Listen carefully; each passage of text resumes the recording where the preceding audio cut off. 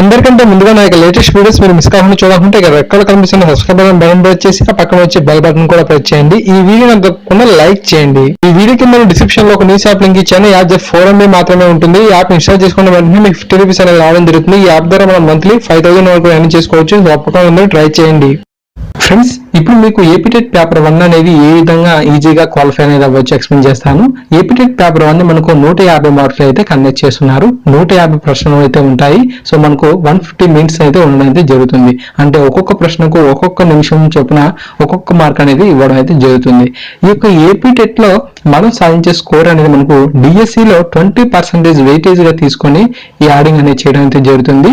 ఇవి మనకు సో ఎక్కువగా ప్రభావితం చేయకపోయినప్పటికీ మనకు 0.5 తేడాతో మనం విజయ అవకాశాలు అయితే మనకు చాలా వరకు ఉంటాయి. కాబట్టి కొంచెం ఫోకస్ గానే ఈ యొక్క ఏపీటెట్ కి ప్రిపేర్ అయితే అవ్వండి. అయితే మీరు ఇక్కడ గుర్తుంచుకోవాల్సిన విషయం ఏంటంటే ఈ యొక్క ఏపీటెట్ లో మనం సాధించే ప్రతి 7.5 మార్క్ కూడా మనకు డిఎస్సిలో ఒక మార్క్ అనేది యాడ్ అనేది అవుతుంది అనమాట. అంటే ఓకేనా? సో ఒక మార్క్ డిఎస్సిలో మీకు కలవాలంటే టెట్ లో మీరు ఎంత అండి 7.5 మార్కులు అనేది సంపాదించాల్సి అయితే ఉంటుందన్నమాట. ఉదాహరణకు కేటగిరీ వైజ్ గా మనకు పాస్ స్కోర్ పరిశీలించినట్లయితే 150కి ఎస్సీ ఎస్టీకి 60 మార్కులు రావాలి, బీసీకి 150కి 75, ఓసీకి 150కి 90 మార్కులు అనేది రావాలి. ఇలా వచ్చినట్లయితే ఎస్సీ ఎస్టీకి డిఎస్సిలో మనకు 20% వెయిటేజ్ ఇస్తున్నారు కాబట్టి 60 మార్కులకి 8 మార్కులు కలుస్తాయి, బీసీకి 75కి 10 మార్కులు కలుస్తాయి, ఓసీకి 90కి 12 మార్కులు అనేది కలవడం అయితే జరుగుతుంది. సో ఇప్పుడు మనం ఈ యొక్క పాస్ స్కోర్ ఏదైతే ఉందో సో ఓపెన్ కేటగిరీ అభ్యర్థులకు 90 స్కోర్ ఇస్తున్నారు కాబట్టి ఈ యొక్క 90 స్కోర్ అనేది మనం ఈజీగా ఎలా క్వాలిఫై అవ్వచ్చు అని చెప్పి ఎక్స్ప్లెయిన్ చేస్తాను. ఈ యొక్క ఏపీటెట్ పేపర్ 1 కి మనకు 5 సబ్జెక్ట్స్ ఉంటాయి. Psychology, Telugu, English, maths and EVS అనమాట. సో ఎవ్రీ సబ్జెక్ట్ కి 30 క్వశ్చన్స్ ఉంటాయి, 30 మార్క్స్ అనేది కేటాయించారు. సో సైకాలజీకి మనకు డిఎడ్ బుక్స్ అయితే సరిపోతుంది. So Telugu, English, maths, EVS కి కంటెంట్ పరంగా మనకు 3rd నుంచి 8th క్లాస్ బుక్స్ చదువుకుంటే బాగుంటుంది. మెథడ్ పరంగా మనకు న్యూ డిఎల్ఈడి బుక్స్ అయితే చదువుకోవాలి. సో ఇప్పుడు మనం మార్క్స్ పరంగా ఏ సబ్జెక్టులకి అధిక ప్రాధాన్యతను ఇవ్వాలి, సో ఈజీగా మనం మంచి స్కోర్ అనేది ఎలా సాధించవచ్చు అనేది ఎక్స్ప్లెయిన్ చేస్తాను చూడండి. ఫస్ట్ మనం టెట్ కి సంబంధించి సైకాలజీ సబ్జెక్ట్ ని కనుక పరిశీలించినట్లయితే ప్రీవియస్ టెట్ ఎగ్జామ్ లో ఏదైతే సైకాలజీ సిలబస్ ఉందో సేమ్ సిలబస్ అనేది ఇప్పుడు కూడా ఇవ్వడం జరిగింది. ఇది చాలా మంచి విషయం అని చెప్పుకోవచ్చు. సో మనం ఖచ్చితంగా 30కి 20 మార్కులు అనేది చాలా ఈజీగా సంపాదించవచ్చు అనమాట. సో సిలబస్ అనేది మనకు ఎటువంటి మార్పులు చేయలేదు, ఆల్రెడీ మనం బాగా చదివాం. అంతేకాకుండా డిఎడ్ ఎగ్జామ్స్ కూడా ఈ మధ్యన కూడా మనం బాగా రాసాం కాబట్టి ఈ యొక్క సైకాలజీ మీద మనకు చాలా గ్రిప్ అనేది మనకు ఇప్పుడు ఏర్పడింది. సో అందువల్ల మనకు ప్రీవియస్ టెట్ ఎగ్జామ్ లో ఏదైతే మనకు ఎగ్జామ్ అయితే కండక్ట్ చేస్తారో అక్కడ మనకు సైకాలజీ సంబంధించి అన్ని క్వశ్చన్స్ కనుక మనం బాగా ప్రిపరేషన్ అయితే చేసినట్లయితే చాలా బాగా మనకు ఈ యొక్క సైకాలజీ ఎగ్జామ్ కి మరలా మనం మంచి అటెంప్ట్ అనేది ఇవ్వచ్చు. 30కి ఖచ్చితంగా మనకు 20 మార్కులు అనేది సింపుల్ గా సాధించవచ్చు అనమాట. మనకు Telugu syllabus, so Telugu syllabus అనేది కంటెంట్ పరంగా మనకు 3 నుంచి 8వ తరగతి సంబంధించిన టెక్స్ట్ బుక్స్ అనేది బాగా చూస్తూ ఉండాలి. అంటే కవి పరిచయాలు కానీ లేదంటే పద్యాలు కానీ ఏవైనా సరే మనం బాగా ఫోకస్ అనేది చేయాల్సి అయితే ఉంటుంది. సో ఇవి మనకు బాగా పరిచయం ఉన్న అంశాలు. అండ్ అంతేకాకుండా ప్రజెంట్ డిఎడ్ బుక్ మనం చదివితే బాగుంటుంది. సో ఎక్కువగా మనం మెథడ్ కి కేటాయించకండి, సమయం మనకు కొద్దిగా కేటాయించుకున్న 6 మార్కులకి 3 మార్కులు అనేది మనం గెయిన్ చేసే అవకాశాలు అయితే ఉంటాయి. ఎక్కువగా మనకు విద్యార్థికి ఉపాధ్యాయుడికి మధ్య ఉన్న రిలేషన్ గురించి ఎక్కువగా మనకు అడుగుతూ ఉంటాడు అన్నమాట. సో అందువల్ల మనకి ఏంటంటే ఈ చాలా ఈజీగా అన్ని మెథడ్స్ కూడా మనం 3 మార్క్స్ అనేది గెయిన్ చేస్తూ ఉండొచ్చు అనమాట ఎవ్రీ సబ్జెక్ట్ కి. ఓకేనా?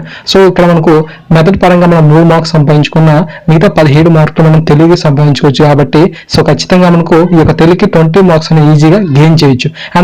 అండ్ నెక్స్ట్ మనకు ఇంగ్లీష్ సబ్జెక్ట్ అన్నమాట. సో ఇంగ్లీష్ కి మనకు మెథడ్స్ పరంగా కంటెంట్ పరంగా చాలా వరకు సిలబస్ అనేది సేమ్ గా ఉన్నప్పటికీ కూడాను చాలా మంది విద్యార్థులు అయితే ఈ యొక్క ఇంగ్లీష్ లో స్కోర్ సాధించడానికి ఇబ్బంది అయితే పడుతూ ఉంటారు.